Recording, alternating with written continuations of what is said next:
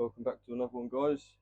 Today we're going to be carrying on from the last video and sexing and pairing up, or putting into trios rather than pairs, the remaining L471 from the last video. And I'm going to set up their tank how I've found it in the past for it to be perfect for them to breed in. This may not be right for you, it might not be how your L471 breed, but this is just how mine generally do it, and it's in this sort of layout that they will breed, always with some wood over the top of the caves and sort of like plenty of cover for them to hide away above the caves or sit next to the cave with the male that the female are paired up with.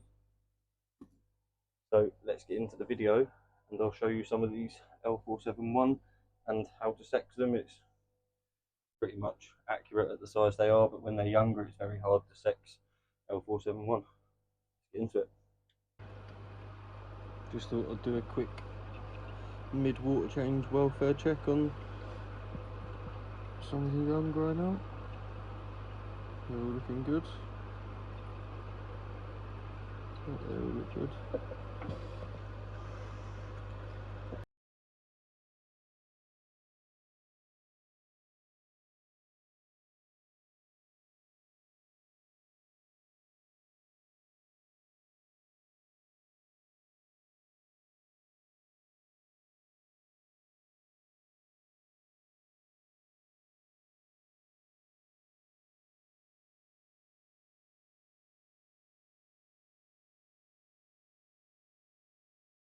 While I was just walking around doing some water changes, I knew this guy had some wigglers in there, but it looks like you can make it out. Someone else has jumped in there and laid another clutch of eggs. That's my fault for being lazy, not taking them out fast enough. And in the tank next door, we've got my wild caught 8-year-old L333 male on some eggs. He's the oldest one I got. Right.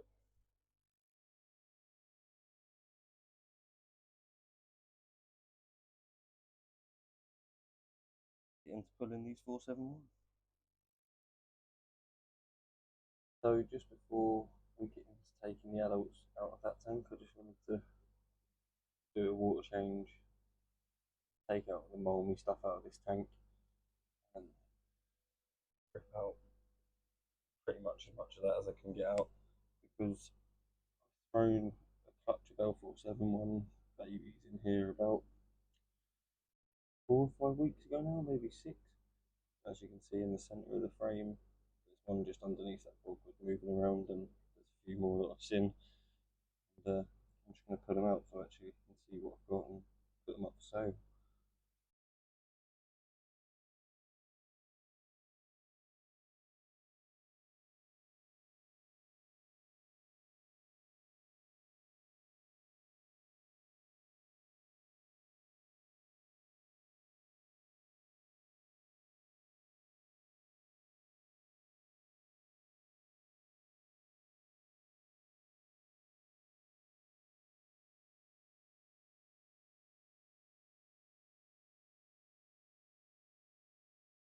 Doing a water change on these guys. That was the female that got trapped, and it's the male to your left of the camera that's got her eggs in there.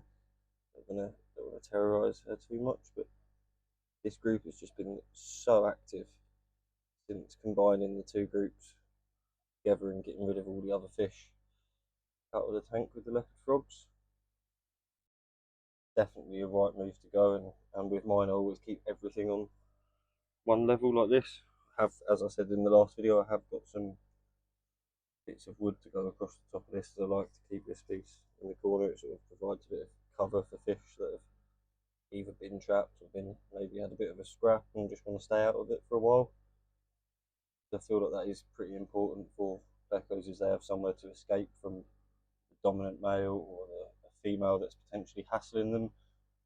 But yeah, these guys are looking brilliant at the moment. Now they're in their own tank.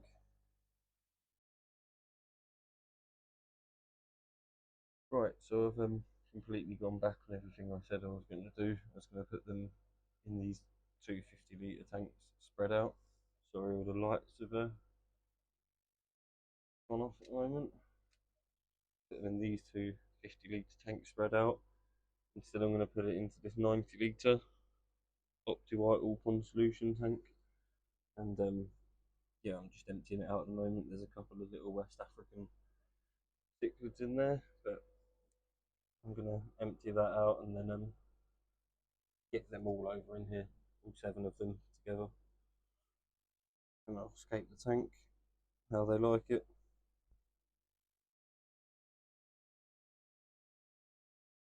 So I've just taken all of the decorations out of the tank, cleaned off this front glass a little bit. Had a really high tide line that you can see on the other side to the tank. A bit annoying that this thing's in the way. Originally they were just small tanks in there and grow out tanks, never meant to be having any actual adult groups down there. There's the Corridorus Loxonus, Robinaria. Sorry about before as well, I was using the submerged mic for the rest of the video. I dropped it in a tank about 2 weeks ago. I keep accidentally picking it up, I'll have to throw it away so I don't keep using it. So we're just going to get this tank filled up with some of the water in the tank they're in at the moment, about halfway, and then we'll fill it up the rest of the way with new water.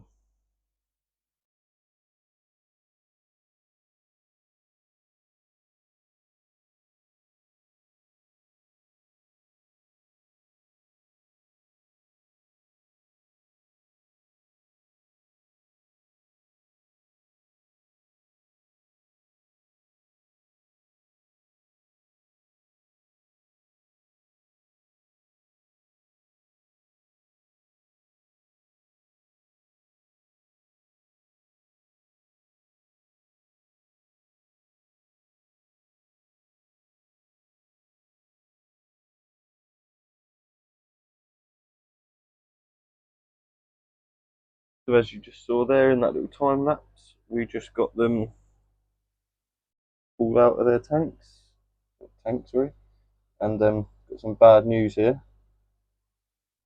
Very rare. It normally happens when you do a tank move the fish. To be honest with you, it rarely happens when you haven't moved them. But that is absolutely devastating to see that. She will be fine, so I will fix her and I'll show you some updates on her progress. But look at that, poor female. She's, sorry, the video just cut out there, but yeah, she's been absolutely battered in a trapping, unfortunately. But we'll get her on some meds and I'm sure she's going to be fine. But it's just devastating to see this sort of thing happen always when you move the fish into a different tank, or sometimes when you introduce new fish to a tank, they can, yeah, sometimes just get a forced trapping. I see it as the female wasn't ready, she didn't want to be trapped, but she was still trapped in a cave, gutting, that sort of thing. I'm going to take a few of these caves out and then I'll show you the sexes of some of them. Okay, so yeah, that was horribly disappointing. I'm just gonna probably quarantine this female here now. I'm not going to put her back in with these guys just because I think she just needs a few weeks on her own. Just chill. These guys are all getting pretty stressed out, to be fair, at the moment. Try and get you this male here to this way.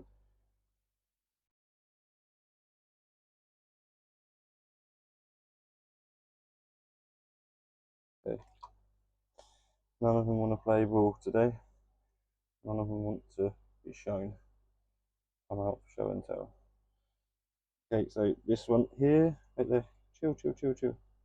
I don't like squeezing their faces like a lot of people do when they're trying to show them, and I'm just hold them by the base of the tail. Instantly lose all of her colour.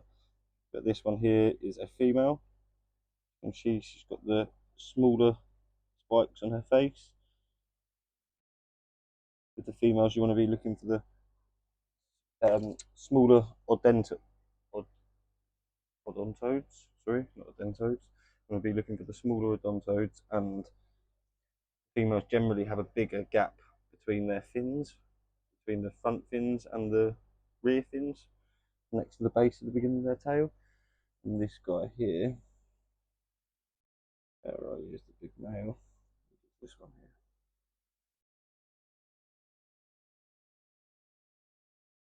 Okay, this guy's playing ball. Nice. Okay, so this one's a big male. You can see on his face he's got huge odontodes next to the nose. You can see them. Oh, sorry, I didn't even have that on the camera. This guy's got the big facial odontodes. Sorry about that, I'm terrible with using a tripod. That's a male here. He's the sub-dominant male. With the ones that we've got left here, I put the two bigger, more dominant males into the other tank, and this one's the dominant male here that was left in with these guys. You can always tell which ones are the dominant males and which ones are the sub-dominant males, because the sub-dominant males will have less of the hairs on their pectoral fin, as you can see there. This guy is the dominant male. He's very hairy. No hairs on the back of the tail. That's normally the PLECOS that have that trait, and he's got massive odontodes at the front of his face. So this guy I would say was the dominant male out of the two we've got left.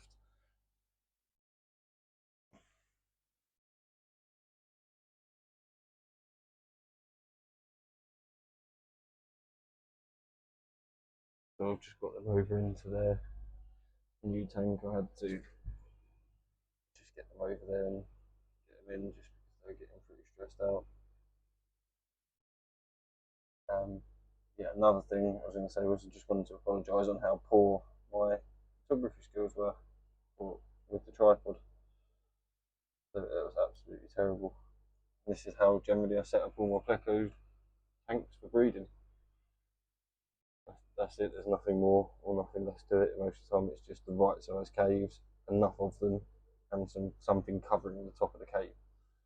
I used to use a lot of plant pots to cover my cave, so I'd put like two of these sort of style caves under half the plant pot, and I've just moved to the method of topping them off with wood now, like you see in this tank. And I think I've just shown you I had to turn the lights off because I just wanted to reduce the stress on these guys as much as possible. They already had a bit of a stressful time about 4 days ago, and I transferred them over. And the L136Bs have got their tank back. I know one of them jumped the barrier, and he's in between these caves here. You can make him out. That's one of the basic 136. So just to round the video off, I'm just going to go through and give a few PLECOS tanks a little feed in. And I just wanted to say again, like I normally do, but I really do mean it. We've had a lot more new subscribers, and the views have gone up a little bit. I really do appreciate it. Probably put some more money towards better microphone, maybe some better bits of recording equipment. I've wanted a gimbal to try and keep the shot stable. But yeah, I really appreciate everyone watching, everyone liking, subscribing, commenting on the video. I'm open to any sort of ideas for new videos, open to any ideas on how I can improve my fish room. I'm no pro.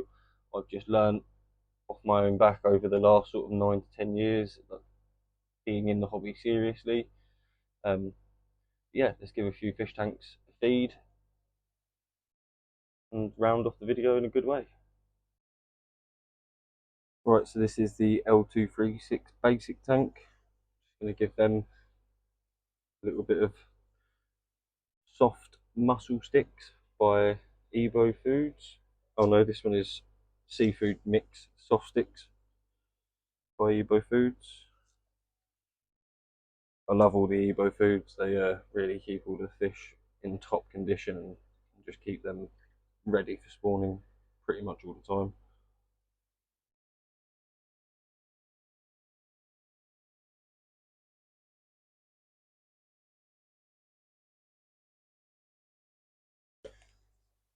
This is the L333 tank, a mixture of wild caught and tank breds. Give them a little bit of the seafood mix as well. You might see quite a lot of babies come to the front in this one. Generally, the triple threes normally come out a lot more than the 236 do.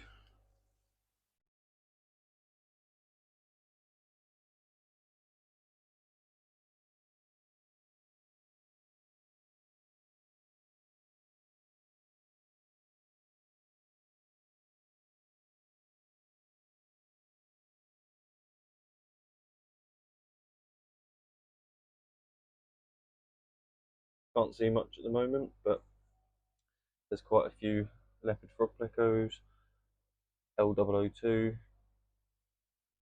and quite a few L333 in there. There's the odd green dragon bristlenose as well, and a few random corries that never got taken out. That when I used to grow corries out in here, they're probably about a year old or something. Yeah, let's give them a bit of feed as well.